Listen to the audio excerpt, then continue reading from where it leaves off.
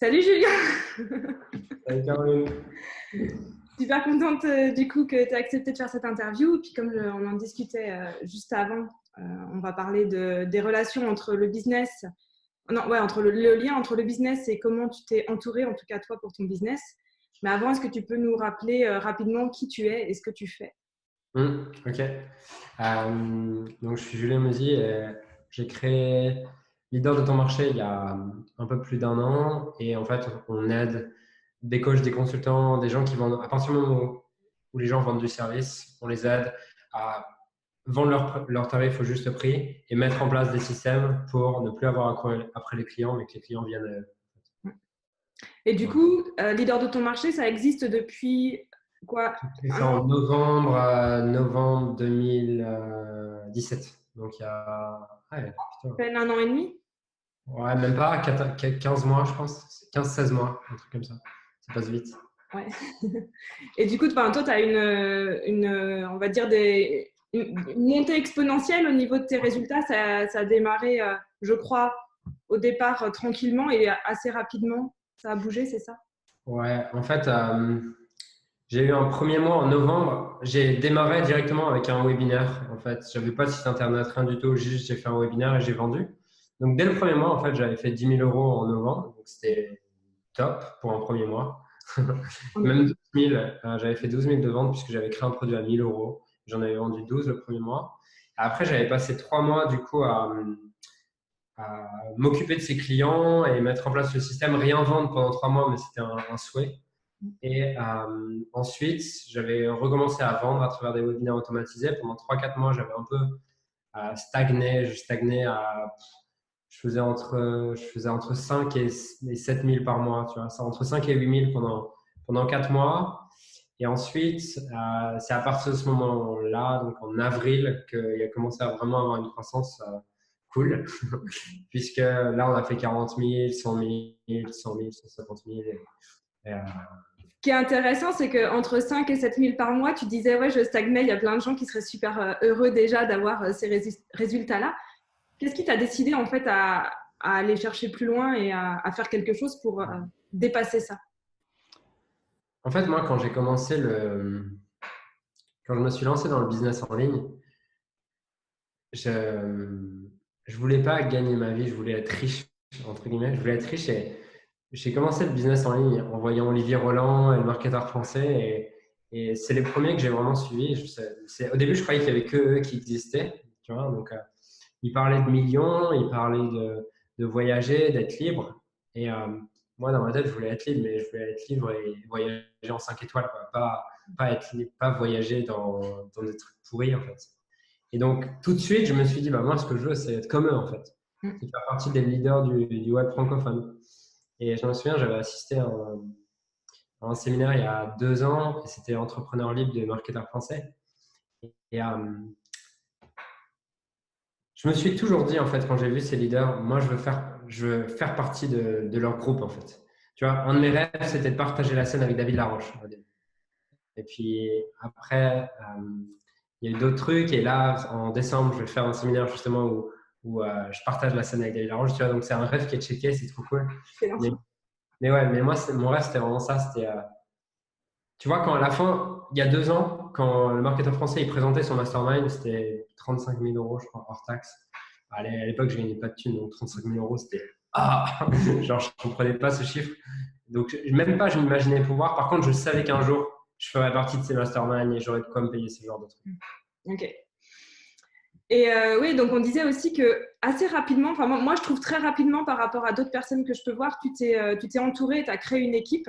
Mm. Comment ça s'est passé pour toi? Et pourquoi est-ce que tu as fait ce choix-là?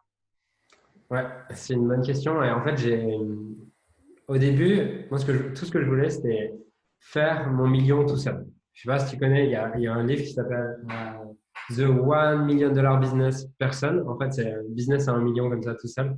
J'avais vu ce livre, je me dis, putain, c'est exactement ce que je veux. Je voulais que personne me fasse chier parce que je suis un peu ours, tu vois. Je sors pas de chez moi et tout, je suis vraiment un ours.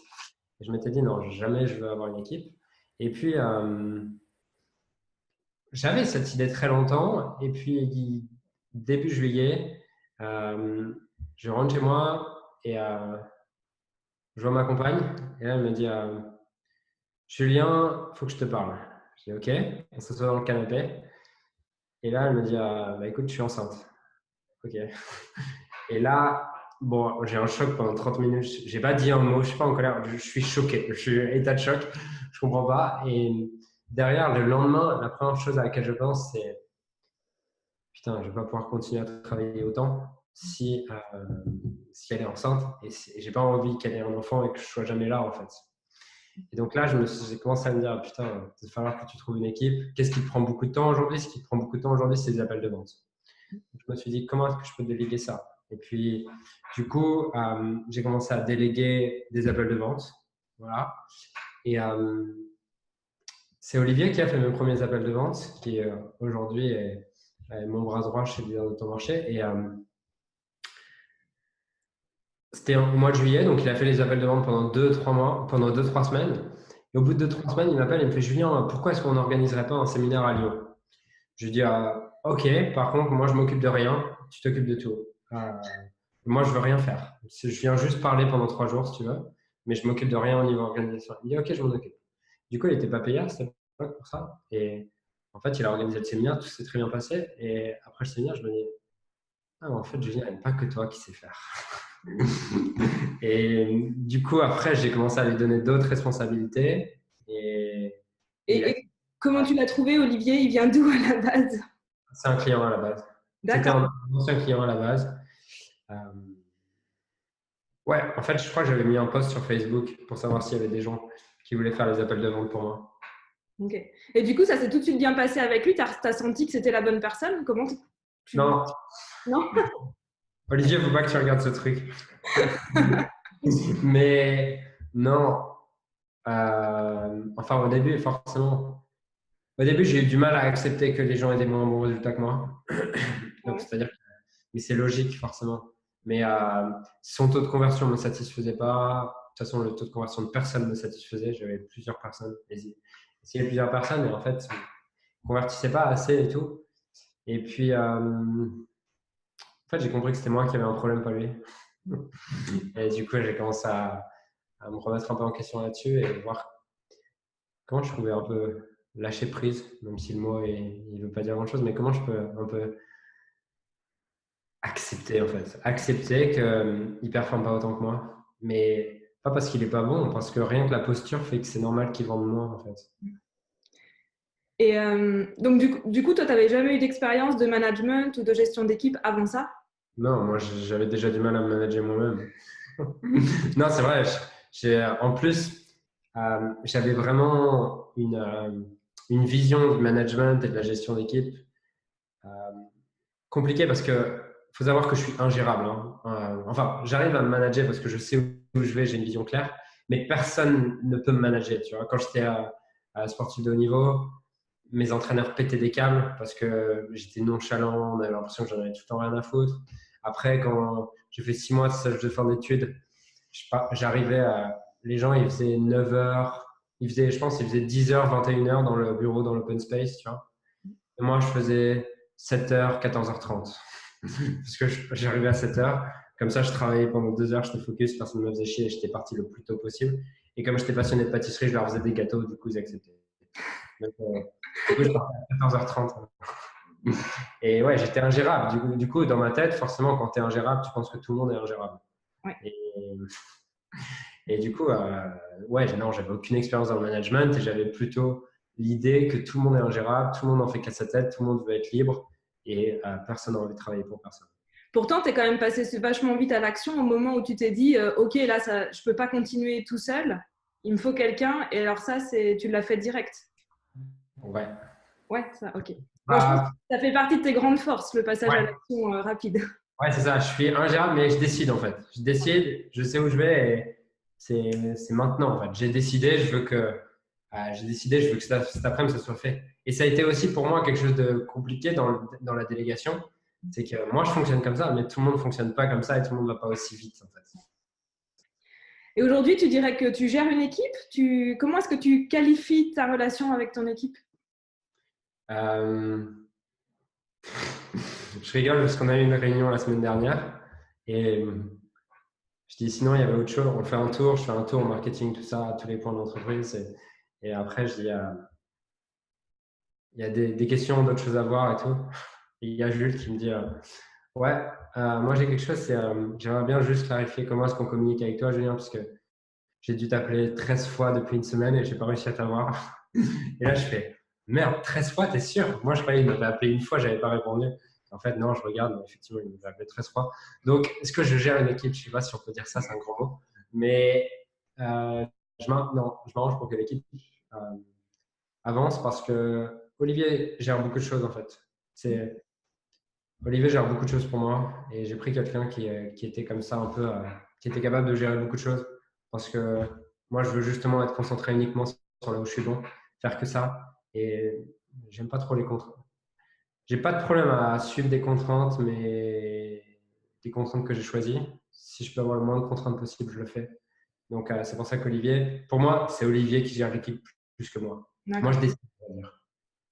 Et je me souviens d'une discussion qu'on avait eue donc, il y a quelques temps sur juste que je trouvais intéressant de partager ici. C'était sur le fait de comment est-ce que tu, je sais pas si c'est motiver le bon terme, mais comment est-ce que tu leur donnes envie en tout cas sur les appels de vendre et de s'impliquer en fait pour leader de ton marché. Ok. Euh, hmm. En fait, je pense que je suis je pense que je suis un mauvais manager, un mauvais, voire très mauvais manager, mais je suis un très bon leader. Donc, comment est-ce que je les motive? Bah, déjà, forcément, ils sont payés, c'est leur métier. Donc, s'ils ne vendent pas, je les motive déjà parce qu'ils sont payés qu'à la commission. Donc, s'ils ne vendent pas, ils ne mangent pas à la fin du mois, premièrement. C'est quand même une motivation. Et la deuxième motivation, c'est que pour moi, ils font pas une transaction financière, ils changent une vie à chaque fois qu'ils encaissent de l'argent. Et j'essaie vraiment de les impliquer. Et je suis un très mauvais manager, mais par contre, je fais tout ce que je peux pour faire grandir mon équipe en tant que personne. C'est-à-dire que à côté, je vais les coacher sur des choses qui n'ont rien à voir avec le business. Je vais les former sur des choses qui n'ont rien à voir avec le business. S'il y en a un qui a un problème émotionnel avec sa compagne ou quoi, s'il m'en parle, je vais faire un coaching directement. Donc, pour moi, la meilleure façon de motiver une équipe, c'est de les considérer en tant que personne, leur donner une vision claire sur pourquoi on fait les choses et où est-ce qu'on va. Et troisièmement, les aider à grandir en tant que personne. Et par exemple, c'est vraiment cette vision qui m'inspire. Je pense que oui, l'entreprise tourne parce qu'on a des clients, mais mon premier but en tant que dirigeant de cette entreprise, c'est pas de servir nos clients, c'est que chacun des membres de l'équipe se sente bien et ait l'impression de grandir. Parce que ma valeur numéro une dans la vie, ce qui est le plus important pour moi, mon besoin numéro un, c'est de croître. Dès que j'arrête de croître, j'ai envie de mourir. C'est vraiment ça qui me drive. Donc, je pense que les gens que j'attire sont aussi drivés par cette croissance personnelle. Donc, mon premier rôle, c'est d'aider mon équipe à croître personnellement. Mon deuxième rôle, c'est d'aider mes clients à croître personnellement. Et après, c'est de faire du marketing. Mais mon premier rôle, avant tout, c'est de faire grandir mon équipe. Et je pense que c'est ça qu'ils aiment chez moi et qui les motive. Je crois que c'est Richard Branson qui dit que pour avoir un business qui fonctionne, en gros, tu donnes une vision, après tu mets des gens ultra compétents et tu leads en fait à la vision. Parce que c'est quelque chose que tu partages beaucoup avec ton équipe, la vision que tu as, toi, à long terme de ton entreprise. Ouais, c'est quelque chose que je partage beaucoup. Et que je leur demande même. Tu vois, tout ce que j'enseigne en fait à mes clients et tout ce que j'ai appliqué moi dans ma vie en tant que dirigeant, on peut croire que c'est juste un truc pour les entrepreneurs, par exemple, de planifier sa journée chaque matin, de revoir sa journée, qu'est-ce que j'ai fait de bien, qu'est-ce que j'ai fait de moins bien aujourd'hui, de planifier sa semaine, de planifier son mois, planifier ses 3 mois, planifier ses 6 mois, tout ça. Ben, pour moi, en fait, je veux que mon équipe, elle fasse la même. Donc, je leur transmets la vision, bien sûr, mais mon but, c'est aussi qu'ils s'en rappellent d'eux-mêmes à travers leur manière de s'organiser et de voir leur vie et qu'ils aient, comme tous, pour moi, dans l'entreprise, on doit tous avoir la vision d'entreprise, sinon c'est qu'on, je sais pas ce qu'on fout là. Mais on doit aussi avoir une vision personnelle en dessous, en fait. C'est, ouais, ok, j'ai l'entreprise, mais moi, qu'est-ce que je veux dans ma propre vie? Et c'est important pour moi que mon équipe ait aussi ça. Donc oui, je les drive à travers leur vision, mais je m'arrange aussi pour les rendre autonomes sur le fait qu'ils soient toujours clairs sur où ils vont en tant que personne, où ils en sont dans les différents domaines de leur vie, comment est-ce que je peux les aider dans les différents domaines de leur vie. C'est du développement personnel, en fait, tout simplement.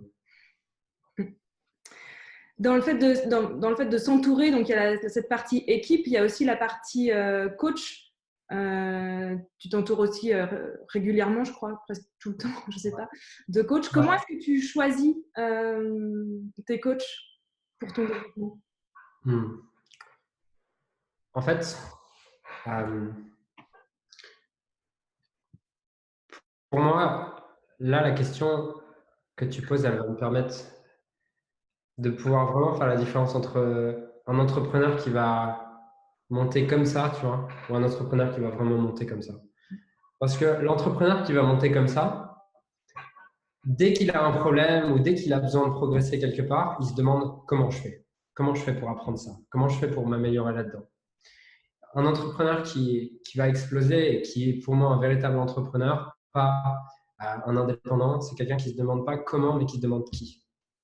Et passer de cette question du comment au qui a vraiment changé ma vie parce que avant, je me demandais toujours comment je peux apprendre ça. Et oui, je peux apprendre, par exemple, sur les coachs.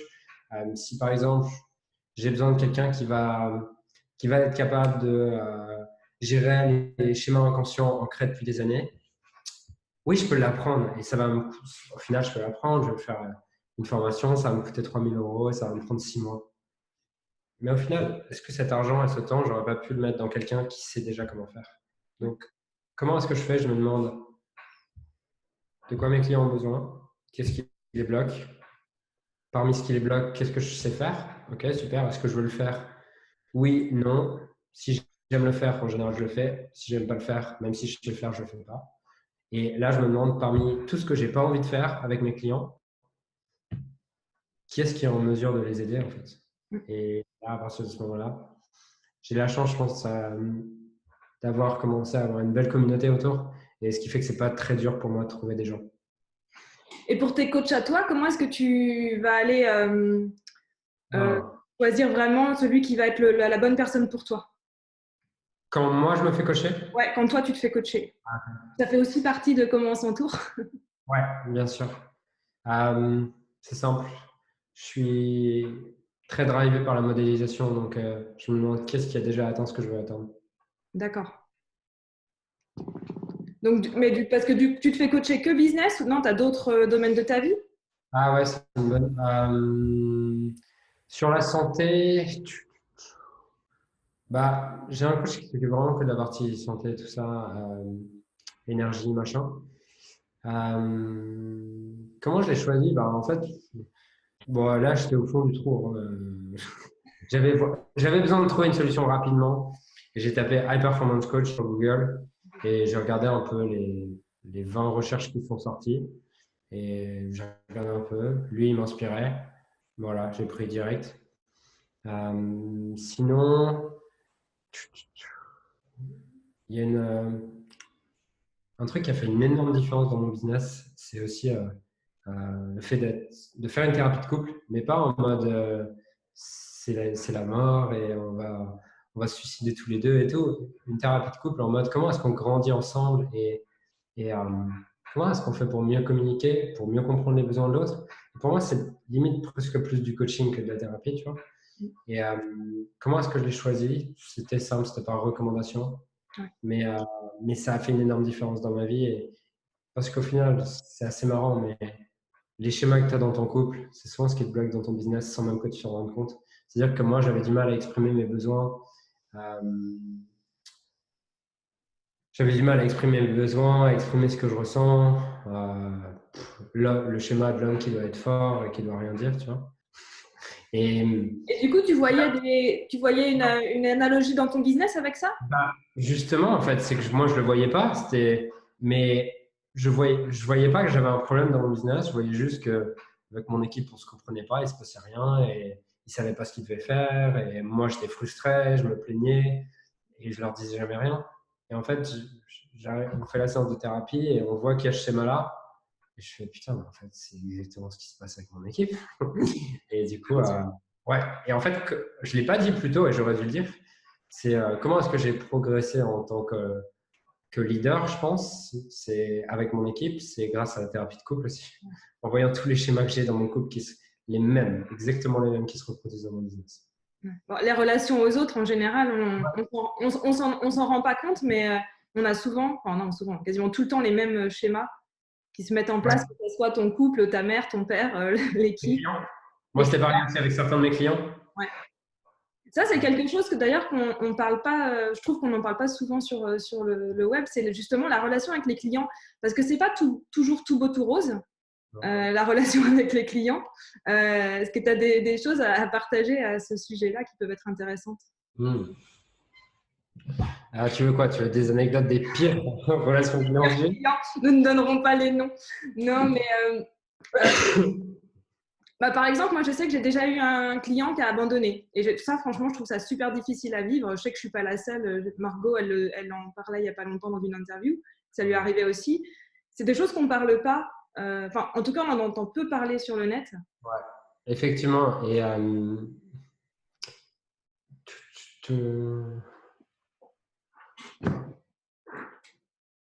ouais, c'est vrai que j'ai des clients qui ont arrêté aussi.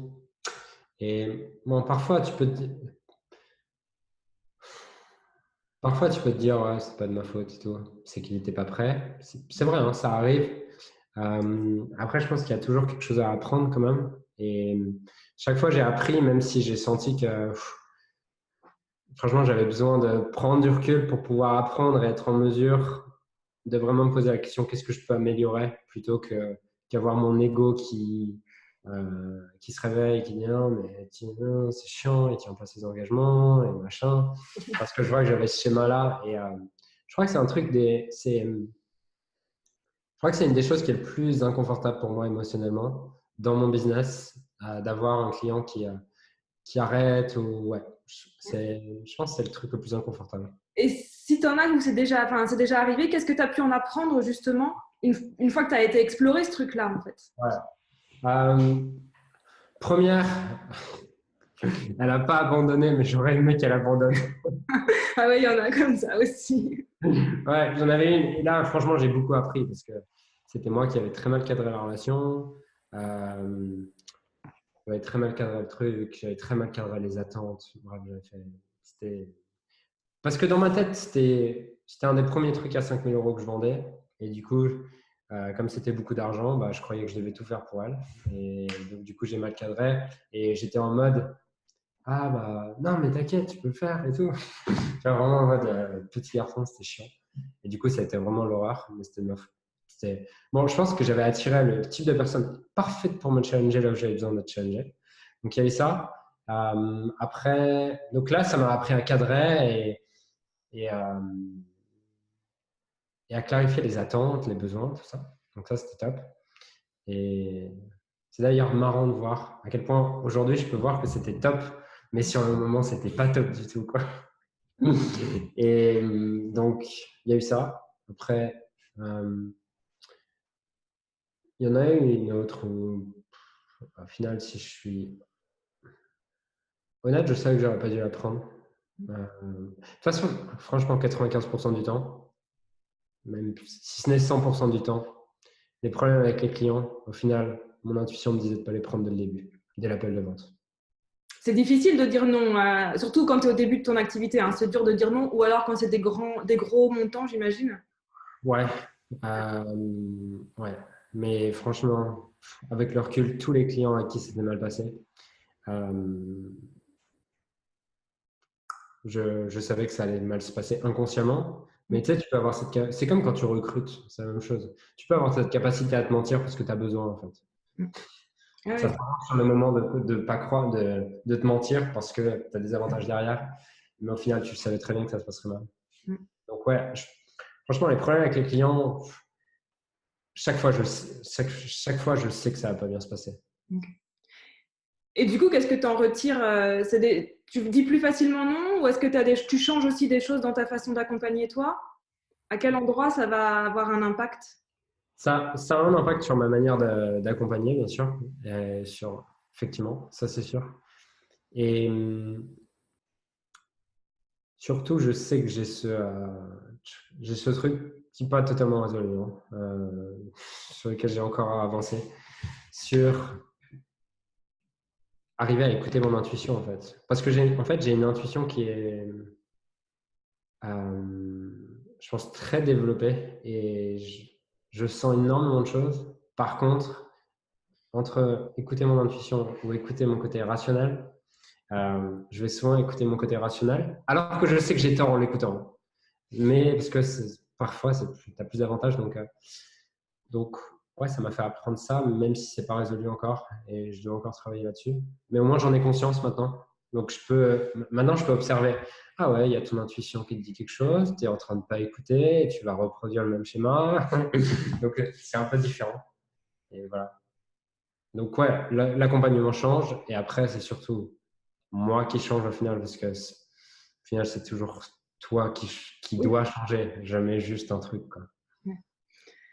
Et aussi, ce que je trouve intéressant, alors je connais le programme, donc Funnel and Freedom. Justement, dans ta relation avec tes clients que tu as, je trouve que tu es hyper investi et que tu donnes toujours énormément. Ouais. C'est quoi pour toi un bon accompagnement ou une bonne relation comme ça avec tes clients? Qu'est-ce qui est important pour toi à ce niveau-là? Qu'ils aient des résultats. Honnêtement, je m'en fous. Je m'en fous du reste. Après, je sais que moi, en tant que personne, j'ai besoin. J'aime que les choses soient fun. Tu vois, j'aime rire. J'aime pas être. Si tu me demandes d'être sérieux toute la journée comme ça, je peux pas. Tu vois, déjà, si tu m'avais demandé de pas rire ou sourire pendant une demi-heure d'interview, j'aurais galéré. Donc, j'ai besoin que les choses soient fun. Ça, c'est ce qui est important pour moi. De toute façon, je pense que quelqu'un qui a. C'est pour ça que les gens corporate et tout, ils veulent pas de moi parce que ça les challenge trop quand je me fous de leur gueule ou quand je les challenge gentiment. Donc voilà. Mais tu vois, tu as dit un truc qui est important, c'est aujourd'hui, effectivement, aujourd'hui, je peux. Tu vois, il y avait le coaching de groupe ce matin à 11h. Là, à 16h, du coup, il y avait un autre truc que je voulais aborder, mais je ne pouvais pas l'aborder en un quart d'heure. Du coup, à 16h, là, après, je refais une session spéciale avec les clients et tout. Mais en fait, aujourd'hui, je peux être impliqué et être vraiment présent avec mes clients pour une seule raison, c'est que j'ai réussi à protéger mon temps et et à, et à ce qu'aujourd'hui, ça soit vraiment un choix en fait quand j'accompagne mes clients. Parce que j'ai eu une période où on a eu trop de croissance, enfin pas trop, on a eu beaucoup de croissance et du coup, ça fait que j'avais trop de temps avec des clients et je vois comme j'avais trop de temps avec des clients, moi je prenais plus de temps pour faire ce que j'aime, pour me former sur ce que j'aime et pour nourrir mes propres besoins, ce qui fait que ça me saoulait au final, tu vois, et j'étais pas bon. Donc, ce qui fait aujourd'hui que je suis investi avec mes clients et ce qui est important pour moi, du coup, c'est de pouvoir être investi avec mes clients, mais que mes clients prennent pas toute ma semaine, tu vois. Ouais. Et ça a vraiment changé en fait ma manière de coacher et le plaisir que je peux prendre à coacher, c'est le fait d'avoir vraiment mon temps à moi et beaucoup de temps pour moi. Quand je dis pour moi, c'est pas du temps à regarder Netflix, mais c'est du temps pour me former et à faire les choses qui me nourrissent vraiment de l'intérieur. Et donc ça, ce temps-là, tu as réussi à le dégager parce que tu as l'équipe autour de toi, principalement, ou c'est d'autres choses aussi? L'équipe et les systèmes. Et les systèmes. Ouais. Ok. Ouais. Et ouais, parce que on a un challenge quand on est coach, consultant ou formateur, c'est que soit tu fais du coaching et tu es limité, du coup, peut-être avoir 20 personnes en même temps si tu es prêt à prendre toute la semaine. Et pour moi, je serais incapable d'avoir 20 clients en même temps, en individuel. Soit tu prends que 5 personnes, mais du coup, au bout d'un moment, tu te dis c'est cool, mais tu te dis putain, je pourrais avoir beaucoup plus d'impact. Ou soit de l'autre côté, tu passes dans le modèle formation en ligne et au final, tu te dis les gens, ils n'ont pas trop de résultats, quoi. Donc, c'est un vrai dilemme. Et au début, j'ai commencé avec juste l'individuel, mais je suis vite arrivé à un point où j'avais trop de rendez-vous et ça me plaisait pas. Ça me plaisait plus, en tout cas. Et j'avais eu le modèle formation en ligne bien avant, tu vois, genre il y a 1 an et demi quand j'étais dans le tennis. Et il me manquait quelque chose. C'était justement pour ça que j'étais retenu dans le coaching. Donc, c'est pour ça qu'aujourd'hui, on a une forme d'hybride, en fait. Ouais. Et ça me convient, en fait. Ça me convient et je me suis rendu compte aussi que les coachings de groupe me permettent de faire ce que j'aime et de ne pas avoir ce que j'aime pas. Parce que quand tu fais du coaching individuel, ce que j'ai remarqué, c'est mon expérience, c'est pas une vérité, c'est que dans mes coachings individuels, quand la personne a un rendez-vous toutes les semaines avec toi, elle va beaucoup plus se plaindre ou te parler de choses dont elle n'a pas forcément besoin de te parler. Et si elle sait qu'elle est dans un groupe et qu'il y a un temps qui est limité, elle va te parler du vrai truc directement parce qu'elle sait que son temps est limité. Et du coup, pour moi, tu gagnes un temps fou. Et c'est loin d'être moins efficace parce que euh, tes clients, en fait, ce qui va se passer, c'est qu'ils vont plein de fois, ils ne voient pas le problème.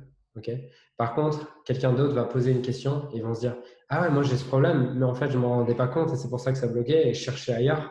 Et en fait, ah oui, c'est ça. Et du coup, si j'aide l'autre personne, bah, ça aide aussi la personne. Donc, pour moi, tu peux très bien créer un coaching, un programme hybride qui n'est pas une formation en ligne, qui n'est pas un individuel, qui apporte autant de résultats que l'individuel et qui te permet toi de protéger ton temps et tes besoins. Okay. Je pense que tu peux avoir la meilleure forme, tu peux avoir que de l'individuel et on peut dire l'individuel c'est mieux. Si tes besoins ne sont pas nourris, tu seras pas présent et tu ne pourras pas t'investir avec tes clients.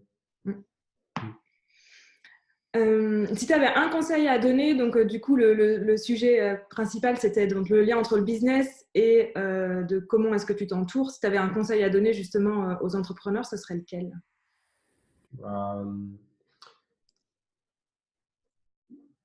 C'est simple, c'est pour moi il n'y a encore pas assez de gens qui se font coacher. Tu vois. Et au final, si je devais expliquer ma croissance de ces 14 derniers mois, tu vois, de 0 à 300 000 euros par mois, c'est uniquement par ça. C'est dès que j'ai un problème, qui peut m'aider à le résoudre? Et boum. Et voilà, ça coûte combien? 10 000, 20 000, 50 000, 5 000. Je m'en fous. Je sais que tu vas me rapporter beaucoup plus que ce que je te paye. Voilà. Ouais, du coup, même au tout départ, quand tu as commencé à investir sur toi, c'était plus que ce que… Au début, de toute façon, c'est simple. C'est simple pendant les 2 premières années, tu vois. Parce qu'avant, j'avais un business en ligne sur le tennis et ça marchait pas mal. Hein. J'ai dû faire 50 000 euros la première année. Bon, c'est pas la folie, mais ça va. J'étais assez content. Et au final, tu vois, je devais dépenser. J'avais un loyer à 390 euros par mois. Je mangeais bas de gamme, c'est-à-dire que je mangeais ce qu'il y avait de moins cher. Je devais dépenser peut-être 150 euros de bouffe. Donc, j'avais 700 euros de dépenses incompressibles. Je devais gagner 3 000 à 4 000 euros par mois. Je n'ai pas gagné, je ne me suis pas enrichi d'un centime sur 1 an, sur les 18 premiers mois. Donc, j'étais censé économiser théoriquement 2 500 euros par mois, vu l'écart, pas un centime. Pourquoi? Parce que tout partait en coaching, en formation. Tout. Ouais, mais donc ce qui explique derrière les résultats. Ouais, c'est ça. Mais dès que j'avais un problème, dès que je voulais quelque chose, j'achetais une formation en coaching. Ok. Et aujourd'hui encore, hein, je fais beaucoup, tu vois. Là, par exemple, samedi, j'ai encore fait un chèque de 18 000 euros, tu vois. Là, si tu prends depuis janvier, j'ai déjà dû dépenser peut-être, je pense, 60 000, 60, un truc comme ça, 20 000 par Dès mois. que tu vois qu'il y a un truc qui ne va pas comme tu veux ou que… Ouais. Et c'est important pour ça de comprendre pour les gens, parce que les gens ils doivent se dire ouais, mais c'est facile pour lui de dire ça, il gagne plusieurs centaines de milliers d'euros, et il dépense 2 000, il s'en fout, il dépense 10 000, moi j'ai pas ça. Mais moi j'avais pas ça non plus. Et c'est ça que je trouve intéressant, c'est que dès le départ, en fait, tu as commencé à te faire accompagner. Tu n'as pas attendu d'avoir 200 000 euros par mois avant d'acheter. Non, j'avais rien. Même les 2 premières formations, enfin pas les 2 premières, j'avais acheté des formations et après j'avais besoin d'autres formations. J'ai demandé à ma mère si elle pouvait me les payer. Et ensuite j'ai remboursé. Tu vois. Ouais. que je ne pouvais pas me le payer. Genre, j'ai demandé 7 000 euros. Ouais, donc très beau conseil. Je pense Donc, qu'il y ouais, a quand on me dit j'ai pas l'argent, bah, encore peu de gens qui se font, coacher. Ou en tout cas qui attendent trop longtemps, qui attendent vraiment le dernier moment pour le faire. ouais, mais pour moi, en fait, c'était assez évident parce que je viens du sport de haut niveau. Et je, tu vois, genre à 13 ans, j'avais déjà 3 entraîneurs. J'avais un préparateur physique, un préparateur technique et un qui m'aidait sur les tournois, sur tout ça. Et c'était normal.